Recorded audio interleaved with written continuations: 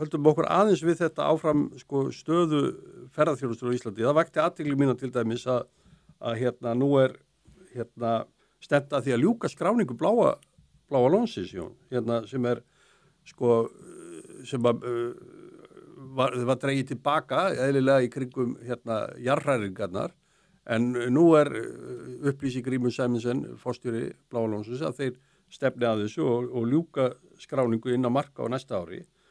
Og við þurfum náttúrulega að velta því fyrir hvernig við sjáum það.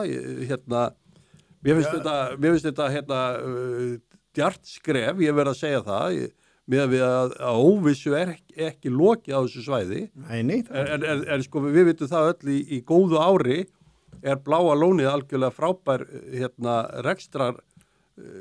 rekstur Bláa lónsins frábær í góðu ári og það búið að byggja félagi upp með athyglisverðum hætti, auka tekjustofna þess og það næri yfir miklu víðtækari starfsemi en bara Bláa lónið þarna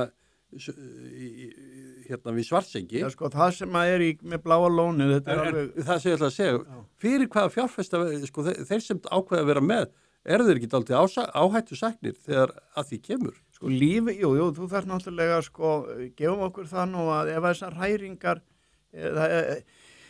gefum okkur það sem vera að hægjast á þessum hræringum. Við vitum ekkert um það. Nei, það það sem fjárfestarnir viti ekki heldur. Ég segi það veit bara enginn eins og jarðfræðingarnir, Jón. Nei, það nú alltaf jafn gaman þegar þeir koma þarna, hvað heit, Þorvaldur. Þurfum við að fara að fá jarðfræðinga í hluthafaspjallið.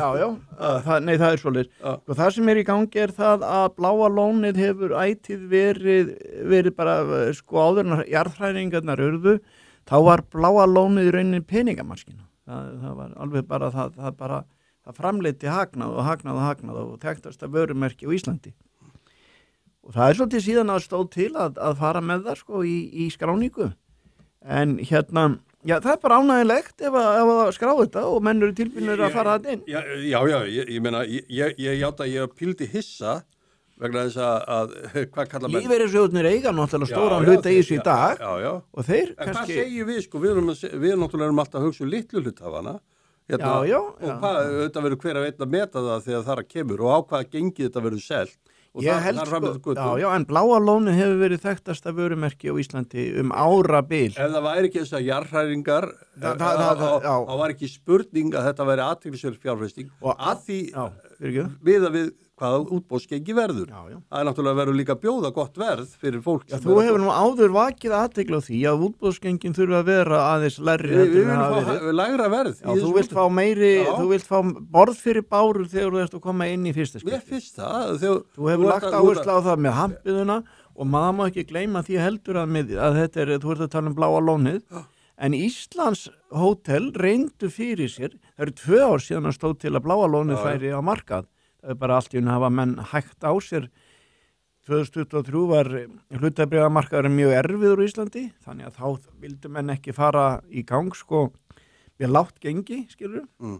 Það sé að þegar að fólk hafði ekki nægilegan áhuga á markaðunum og þess aftar. Ég held að síðan 2 ár síðan ég heyrði það fyrst að Bláa lónið hefði mikinn áhuga að fara á markaðin. Nú erum við að tala með... Það er lengra síðan að fara að tala um þetta, sko. Já, en þú ert að tala um að næsta ári. Já, 2026. Samkvæmt viðtali við Grímur Sæmundsen. Hann ætti að leyfa þessu ári að klárast og svo náttúrulega lífeyrissjóðirnir mega ekki eiga náttúrulega mikla peninga endalaust í óskráðum fyrirtækjum. Það er einhvern veginn þurfa lífeyrissjóðirnir líka að sko geta losað féð. Já. Nei, en sko, við erum alveg sammála að forsendur fyrir rekstri Bláa lónsins, þetta búið að vera frábært uppbygging og frábært fyrirtæki. En svo kemur allt að því.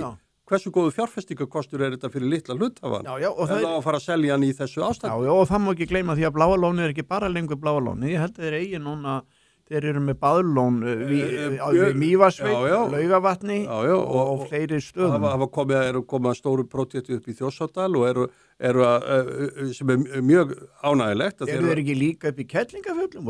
Þeir eru með nýtt hótel sem þeir opnuðu þar upp í Hálendi, þannig að við sjáum að Bláa lónið sem byrjaði sem blátt lón eða lítið lón sem hitta Var ekki umhverfislis? Byrjaði þetta ekki sem umhverfislis? Já, það allavega, það má eiginlega segja, jú, og það er búið að færa Bláa lónið einsinni, en eins og þú sagðir, það er líka búið að byggja hérna glæsilegasta hótel á Íslandi sem er við Bláa lónið. Bláa lónið er líka komið út allt land, getur við sagt. Þetta er bara... Þetta er ekki sama fyrirtæki og þetta sé bara eitt lón hérna suður með sjó, þetta er þetta meira. Allir vita, þetta er frábært projekt, hvernig þetta hefur verið staðið að uppbyggingu félagsins er mjög glæsilegt og það er verið að stækka, renna fleiri stóðmundi tekjuöflun félagsins en við komum alltaf að því í þessu ástandi er það gott fyrir litla hlutafar að fjárfesta í þessu. Já, litli hlutafinn, hann verður að gera sko bara... Hann verður að fara að lesa jarðfræði. Já, hann verður að fara að lesa jarðfræði.